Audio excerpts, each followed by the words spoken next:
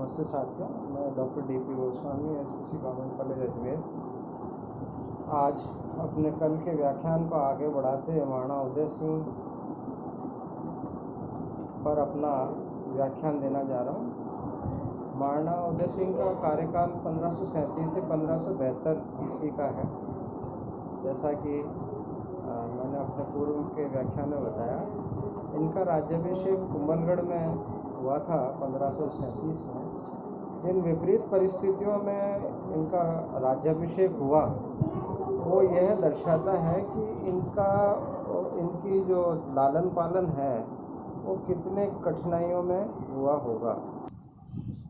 महाराणा उदय सिंह ने राज्य की बागडोर संभालने के पश्चात सर्वप्रथम 1540 में बनवीर, जो उनके पिता का हत्यारा था, उसको पराजित करके चित्तौड़ पर पुनः अपना राज्य अधिकार किया। उसके बाद 1544 ईस्वी में शेरशाह सूरी, जो तत्कालीन भारत का उभरता सम्राट था, उसकी अधीनता स्वीकार करके अपने आप को सुरक्षित किया और एक राजनीतिक चतुराई का परिचय दिया। 1559 में इन्होंने उदयपुर शहर बसाया, जो इन्हीं के नाम से आज पूरे विश्व में प्रसिद्ध है, झीलों की नगरी के नाम से जाना जाता है। और इन्होंने सर्वप्रथम यहाँ उदय सागर नामक झील का निर्माण कराया।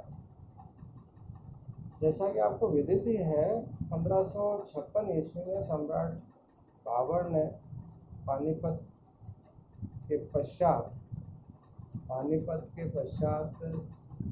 जिस प्रकार से अपने साम्राज्य को स्थापित किया, और उस पानीपत का युद्ध जो प्रसिद्ध युद्ध है, और जिस प्रकार से अकबर ने अपने साम्राज्य का विस्तार किया, उसमें राजस्थान का पर अधिकार करना उनके राजनीतिक दृष्टिकोण से अकबर के लिए ज़रूरी था।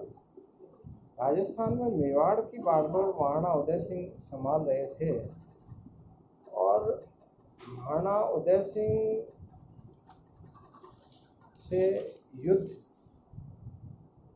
अकबर के लिए एक आवश्यक हो गया था। इस कड़ी में उसने 1567 में एक फरमान भेजा, और उस फरमान के तहत ही मेवाड़ पर आक्रमण कर दिया गया।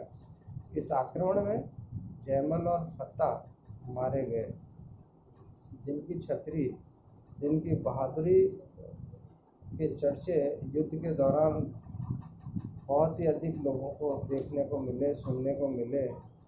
इसकी बहादुरी से प्रभावित होकर इनकी छतरी स्वयं अकबर ने आगरा में बनाकर उनके प्रति सम्मान व्यक्त किया। एक योद्धा को जो सम्मान मिलना चाहिए, वो सम्मान सम्राट अकबर ने जयमल और फत्ता को दिया।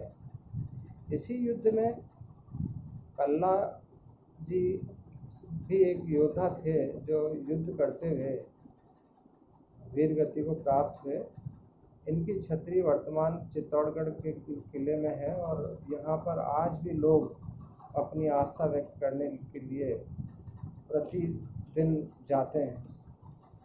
जयमल और फत्ता की पराजय होने के पश्चात उनकी रानियों ने जौहर किया। यह मेवाड़ का अंतिम साका कहलाता है। जैसा कि आपको विदित ही है, पूर्व में 2 साके किए गए थे, जिसमें से महाराणा पद्मिनी का जो साका है वो सर्वाधिक पॉपुलर माना जाता है। जयमल और फत्ता की वीरता से प्रभावित होकर बीकानेर के शासक राय सिंह ने उनके राज्य के किले में उनकी मूर्तियां का निर्माण करा के यह एहसास कराया कि योद्धाओं को हमारे यहाँ कितना सम्मान दिया जाता था। राजस्थान की भूमि की एक विशेषता है कि यहाँ के योद्धाओं को सम्मान जितना मिलना चाहिए था, उतना उससे ज़्यादा मिला, और उसकी कीर्ति, इन योद्धाओं की कीर्ति शत्रु पक्ष ने भी स्वीकार की। महाराणा उदय सिंह का अंत, मतलब उनकी अंतिम जो सांस थी, वो होली के दिन निकली 28 फरवरी 1572 को, और इस प्रकार से एक योद्धा का अंत हुआ। आज महाराणा उदय सिंह के दो पुत्र थे, छोटा पुत्र जगमाल और बड़ा पुत्र महाराणा प्रताप। इनके बारे में अपन कल चर्चा करेंगे। धन्यवाद।